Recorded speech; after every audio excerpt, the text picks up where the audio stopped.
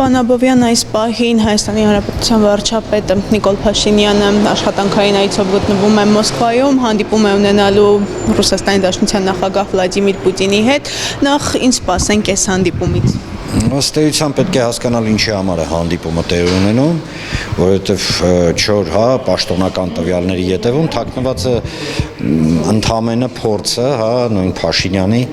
ինչ-որ մի ձև շտկել հարաբերությունները ռուսների հետ։ Համենայն դեպս պետք է շատ հստակ եւ բարձ հասկանալ, որ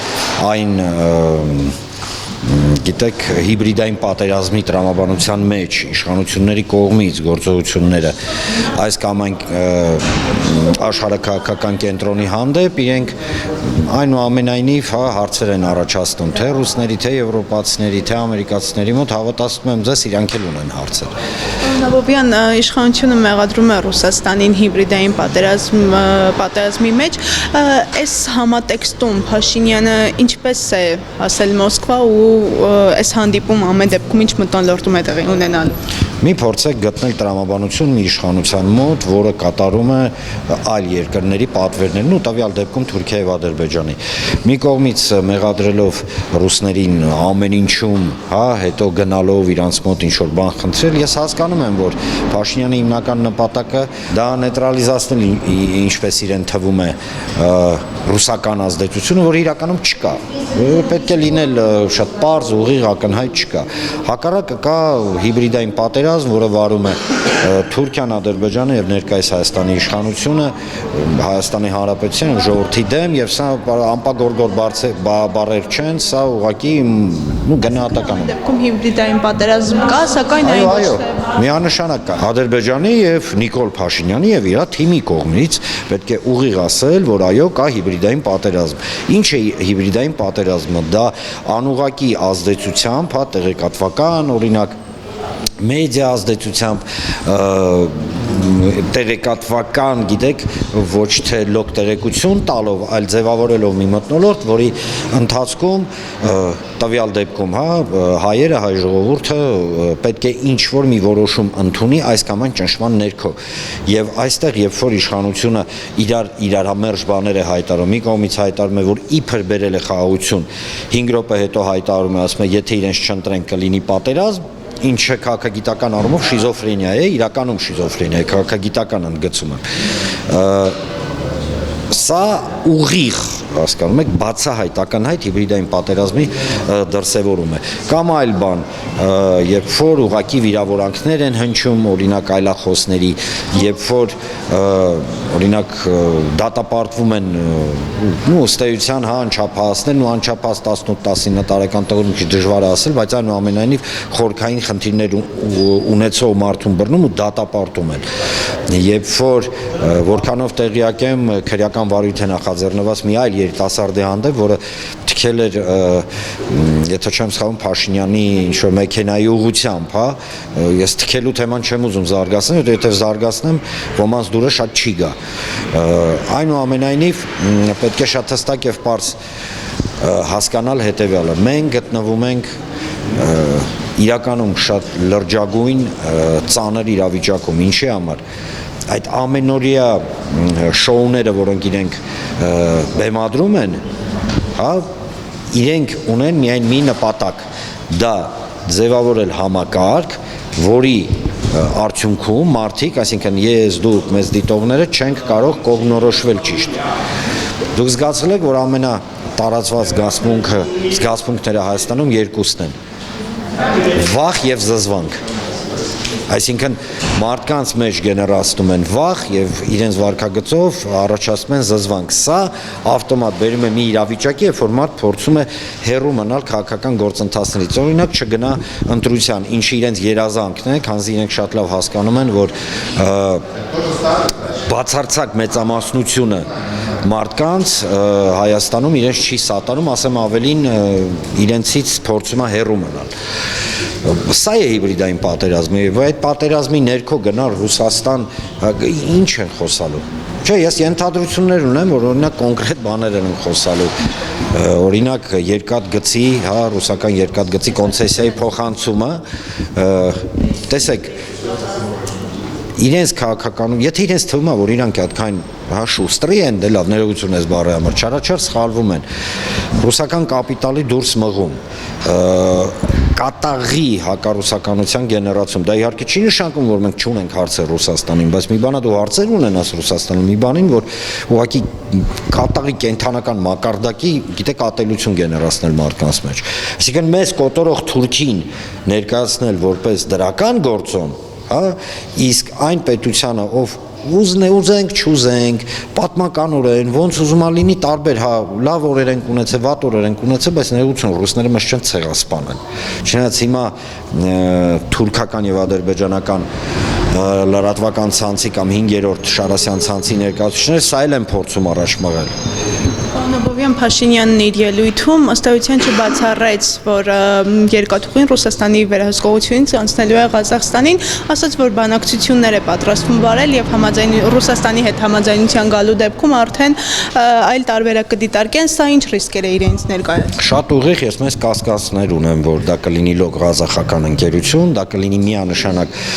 Թուրքիա եւ Ադրբեջանի մասնակցությամբ ինչ որ մի գործընթաց, որի մասին մեզ չեն ասում, որ ընտրություններից առաջ ժողովրդի տրամադրությունը չընկնի, երկրորդը այս մարդիկ խնդիր ունեն տրամադրել Հայաստանի բոլոր անվտանգային ճարտարապետության մեջ կարևորագույն բաղկացուցիչները Թուրքիային եւ Ադրբեջանին, որովհետեւ այս իշխանությունը դիտարկում է որպես երաշխիք իր մնալու իշխանությանը միայն Թուրքիային եւ Ադրբեջանին, ոչ ամերիկացիներին, ոչ եվրոպացիներին, ոչ ռուսներին, ոչ իրանցին, ոչ մեկին։ Այս մարդիկ, սա էլ է միջալոց հիբրիդային պատերազմի էլեմենտ, գիտեք, այնքան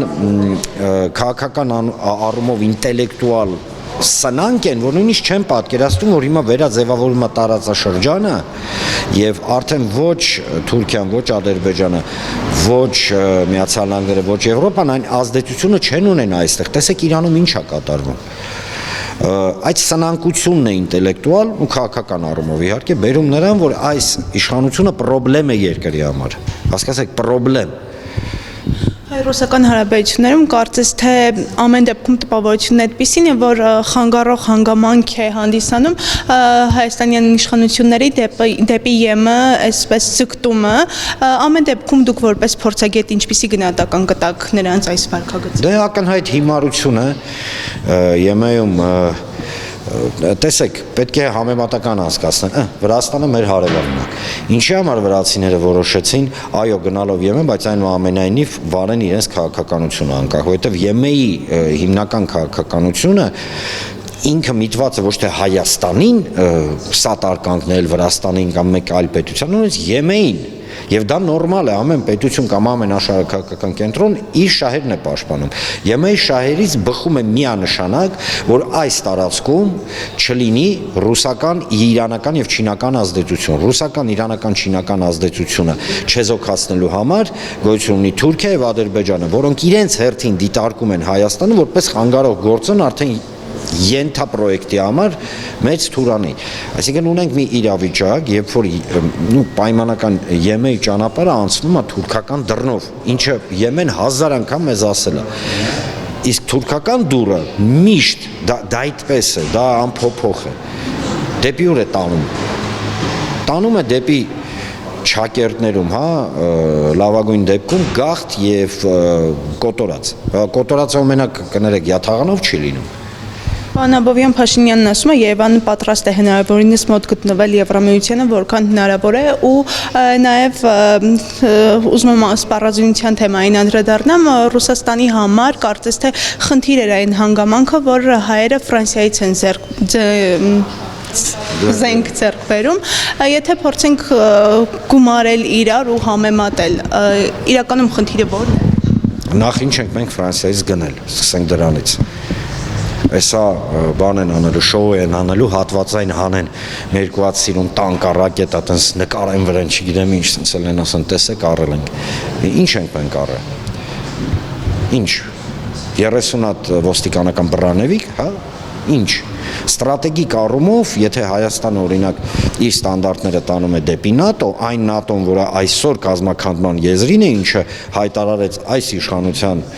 մոտիկ ընկեր եւ բարեկամ Դոնալդ Թրամփը, որ ասաց Միացյալ Նահանգները դուրս են գալի, հա, ՆԱՏՕ-ից, ինքը ըստ էության ոչ մի բանի անվտանգային առումով մեզ չի տալիս։ Սա մեկ, երկրորդը, թե Ռուսաստանը, թե այլ հապկի պետությունները երբեք սահմանափակումներ չեն դրել, որ այս կամ այն պետությունը հապկի անդամ գնի օրինակ ֆրանսիական զենք, ղազախները առնում էին, ռուսները առնում էին, Միստրալ նավերի պատմությունը հիշում եք, Հայաստանը մինչև 2018 թվական բազմաթիվ գնումներ էր անում Ֆրանսիայից, Հունաստանից, այլ պետություններից, այսինքն սա էլ է շինծու սուտ, լկտի, գիտեք, զզվելի սուտ, երբ որ ասում են մեր հապկում գտնվել է, թույլ չի տալի մենք այլ պետություններից զենք գնենք։ Սուտասաններ են, էլի ինչ ասեմ, արդեն ուղղակի մեկնաբանություններ չի մնացել։ Այն պարագայում 16 թվին էին առնում, 15-ին էին առնում, Հայաստանի մասին խոսում, 14-ին էին առնում։ Այլ բան, որ այս խնդիրների ներքո Հայաստանը դուրս է մղվում այն անվտանգային ռուսական չէ, առհասարակ անվտանգային ճարտարապետությունից։ Պարոն Աբովյան, եւ ամփոփելով